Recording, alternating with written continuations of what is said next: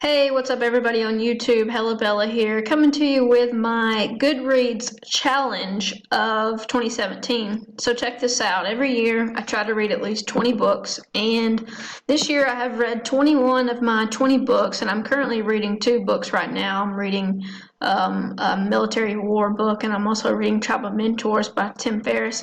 I like to read two books at a time sometimes, just to kind of jump back and forth, especially if the books are really, really long. Um, but anyways, reading is probably really one of the reasons I've been so successful in all my endeavors in life. I started reading from a really young age and just got obsessed with it. And I was one of those kids in school where they had to tell me to put my book down and, we were going to move on and whatever. And I was just like, yeah, okay, like, there's nothing that you can teach me that I haven't, I can't read in a book. So I'm very much one of those people who likes to educate myself and read about things that I care about. So here's the 21 books I read this year. And these are actually in order of when I read them. I believe there's a date on each one that says when I finished it. So the first of the year I read The Everything Store, and it was okay, but it wasn't so good. It was kind of old. I read A Lesson Before Dying, pretty depressing. The One Thing by Gary Keller. I did not like this book at all, and I don't know why. It seemed like the whole entire thing was an infomercial. You Are a Badass. I read this book twice this year. I read it in February and I read it again in November, and then I gave it to my mom for her birthday because I think it's a really good book. So can't preach that book enough. This book, Triggers, I did not like it. Creating Behavior That Lasts, Becoming the Person You Want to Be. I just didn't like it. And I'm really, really critical of books. Let's see what else I read. You Say More Than You Think. Use the New Body Language to Get What You Want. The 7-Day Plan. Yeah, you can see I reviewed that 2 stars. I think I had checked all of these books out at the library, and I must have been on some kind of body language kick. This book, Give and Take by Adam Grant, was not very good. I think I wound up watching his TED Talk. Here's a book, Stronger, Faster, Smarter, A Guide to Your Most Powerful Body. This guy actually was incarcerated for a crime that he didn't commit, and I believe he did like 10 years for it. So he has an Instagram. His name's Ryan Ferguson.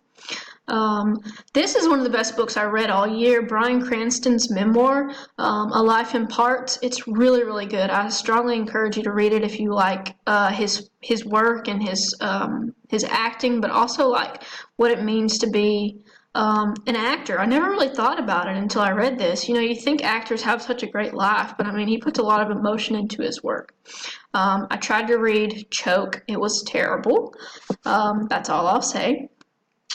If you want to follow me on Goodreads, I usually post a review of every single thing that I read, and I post to my Amazon page too, just to the reason that I write book reviews is usually for myself, so I can try to retain what I read and then go back and read it later, like read over it and say, oh yeah, I remember this concept. The Tender Bar, another memoir, really, really good book about a guy who grew up without a dad and kind of grew up in this bar lifestyle. It was a pretty good book, I gotta say.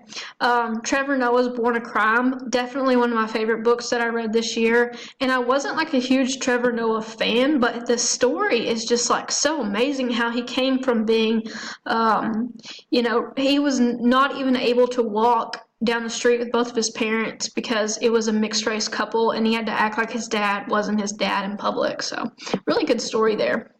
And then here are some trail books that I read. I read Lost on the Appalachian Trail. This was pretty good. This was a self-published book, I believe, by this guy Kyle, who hiked the trail with his dog. I also read A Walk in the Woods. Wasn't really impressed by this. I know it's a favorite for a lot of people, but I just couldn't, I don't know, I just didn't like it. I read The Long Tail. I actually have a review of this book on my channel.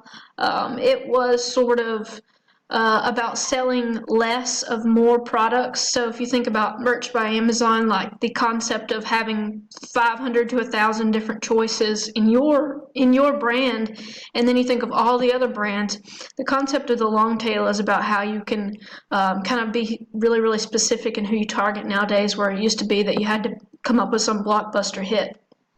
The Like Switch. This is another one about behavior and I guess, body language and learning to read people. I'm really into that, and I think that's something that's really good for studying and for negotiation, and just to be a better human overall and to understand how humans function. It's really good to study things like behavioral psychology. Vagabonding, really great book. Highly recommend this if you want to do some long-term travel. And it's about taking time off from your life and kind of going out into the world and seeing things. How to Travel the World and $50 a Day, another great book. And I did a joint review video of these two books beside each other because they feed off of one another. So I highly recommend those if you're going to do some long-term travel. I actually read Gucci Mane's autobiography. I'm a big Gucci Mane fan. Don't know if I've ever disclosed that information on my channel. But he's actually was born in Alabama, I believe, and he, made a career, and he sold a lot of drugs, and he just has a great story. I'll just leave it at that. If you like his music, I would tell you to read that book because it's pretty good. It just came out in 2017, I believe.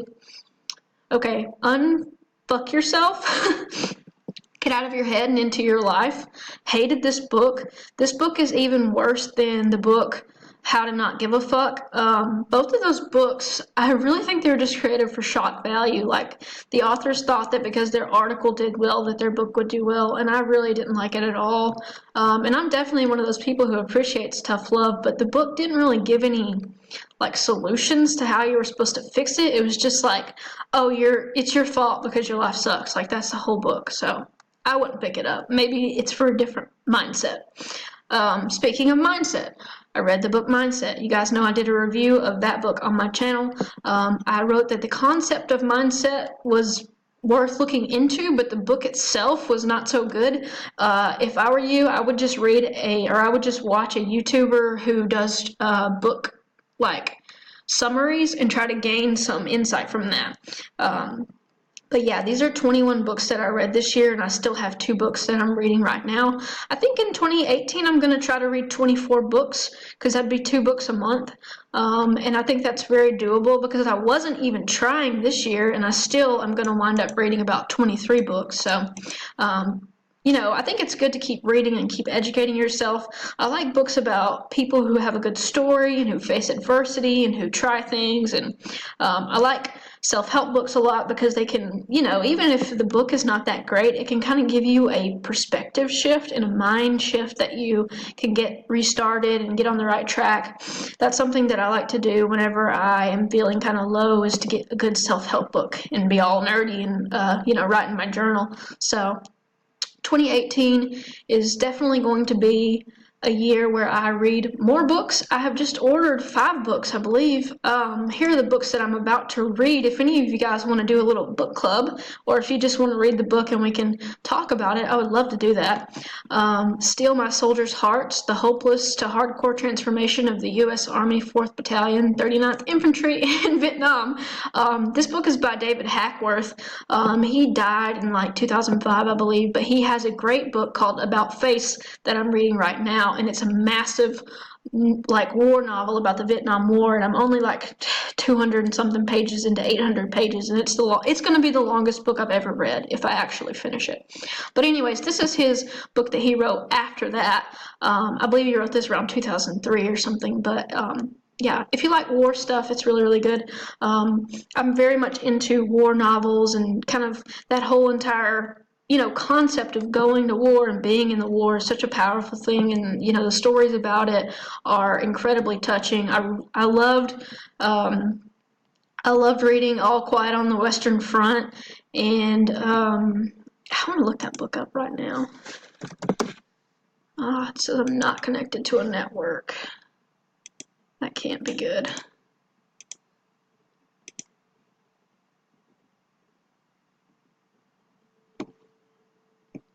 Reconnected, maybe. Yeah, I gotta tell you guys, the internet here in Italy is just absolute shit. Don't take your high-speed internet for granted. That's one thing I learned this year. We're not even going to be able to look at it. Anyways, All Quiet on the Western Front. Great book. Oh, here it goes. Sorry, I've kind of got the sniffles too. The sad thing about living here is adjusting to the weather takes 2 weeks, a month. Let's check that out. Yeah. Oh, you can get it for $5.03. I'm probably going to read that again. That is such a great book. I don't know how to say the author's name, Eric Maria Remarque, but I wound up reading a bunch of his books. I read The Road Back. I read Three Comrades, and I can't remember what else I read. Maybe his books are really worth reading. I would, if you like war novels, I would look into that. And these are fiction, but they have, you know, obviously elements of truth weaved in the storyline. Another good war novel would be, oh, what's the name of it? Oh my God, I can't believe it's leaving me. Maybe it'll be suggested. Anyways, you can just look up best war novels because I'm pretty sure it is on that list. It's really going to bother me that I couldn't think of the name of it. Oh, The Things They Carried. That's it. Sorry, I'm going off on a war novel tangent, but I really like that. I don't like war, obviously, but reading about it is really powerful, and it kind of lets you know that your problems are so minuscule. Yeah, this one's good, and you can get this one for $6.63, so I would pick that up, definitely, if you have time to read something good. It's a little depressing, but it's really, really good. Let's see. Blah, blah, blah, blah, blah. It's sort of one of those things that it's kind of poetic, and, yeah, First Lieutenant Jimmy Cross carried letters from a girl named Martha. They were not love letters, but he was hoping, so he kept them folded in the plastic at the bottom of his rucksack. It's just so good. God, it's so good. Anyways, what was I talking about? Oh, so I'm gonna read 5 books when I get home, and I just purchased these today. I spent like $38 freaking on books, which is kind of funny because that's what I sell people, and I get all mad whenever I have to pay full price. But I think I wound up paying like $7.50 a book on average, so I don't mind investing in myself and my books at all because I'm probably going to turn around and resell them whenever they sell or gift them away, so gift them away. Get it? Also, I bought this book called 9 Stories by J.D. Salinger. Obviously, he wrote one of the most famous books ever, The Catcher in the Rye. You either hate Salinger or love Salinger. I love Salinger. So I'm going to read 9 Stories again. I've already read it, but I think I read it like 2 or 3 years ago, and I'm like a totally different person than I was then. So, going to read this book, Contagious, Why Things Catch On. This book was published in 2016, so it's kind of relevant. It is about why certain products become popular and why things go viral and why there are trends and advertising. So I think it's always good to be keeping yourself up to date on the matters of business. I'm also going to read The Handmaid's Tale, and I know you guys have seen that come out on, I believe it's Hulu. The Handmaid's Tale, I read that several years ago, but I want to read it again because I'm hearing that it's strangely relevant now, so especially with our current political affairs. So the other one that I got is Man's Search for Meaning. This book kept coming up in the Tim Ferriss book where he interviews people. This was one of the books people kept recommending, and I know it's going to be really, really depressing, but I keep feeling like if everyone is pointing to it, then I need to read it as well. So those are just 5 books that I'm going to read in 2018, and here are the 21 books that I have completed in 2017. I think that books are an integral part of my life, and like I said earlier, part of the reason that I've been successful. So I would encourage you to read something, anything, at least, you know, a book a month at least. You can do yourself that favor. And you know, a lot of people say they don't have time to read, but we have time for the things that we make time for, so keep that in mind. So thanks so much for watching this video, guys, and I appreciate you listening to me ramble about all of these great books. You can follow me on Goodreads. I have a little profile on there and I review things, so if you're on Goodreads, you can add me as a friend. I would love that. So thanks for watching, guys.